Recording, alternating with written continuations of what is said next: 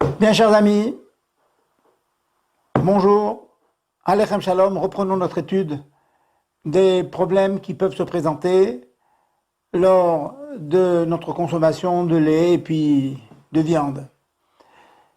Il peut arriver qu'après avoir consommé de la viande, par erreur, on commence à manger du fromage ou à boire un verre de lait. Que fait-on? On s'arrête tout de suite. Que fait-on si on n'a pas commencé à manger le fromage ou le lait, mais que nous avons fait la bracha? Il y a une bracha, une bénédiction qui risque d'être en vain si on ne mange pas ce fromage.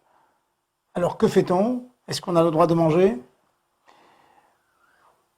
La majorité des décisionnaires disent que si 1 heure est déjà passée après la consommation de viande, eh bien, on goûtera quand même ce fromage pour éviter de faire une bracha à levatala, d'avoir prononcé le nom de Dieu, d'Hachem, en vain.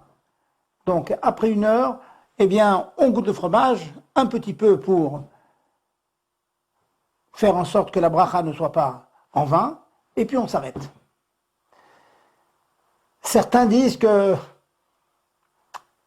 il faudra attendre 3 heures pour éviter donc la bracha et le vatala, mais on peut s'appuyer pour ceux qui disent que 1 heure suffit.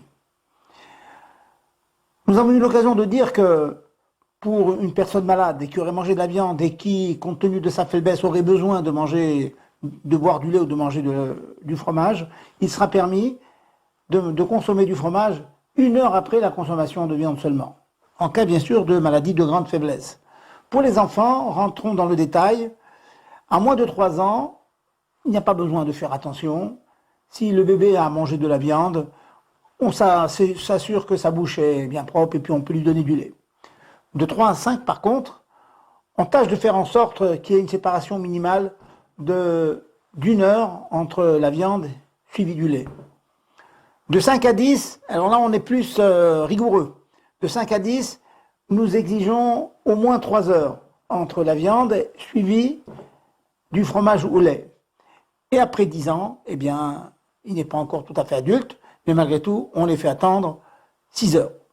Voici donc le tableau de cette attente que nous exigeons entre la consommation de la viande et du lait. Faisons attention, n'oublions pas, et ne faisons pas une bracha comme ça sans s'assurer qu'on a le droit de manger l'aliment en question. À très bientôt.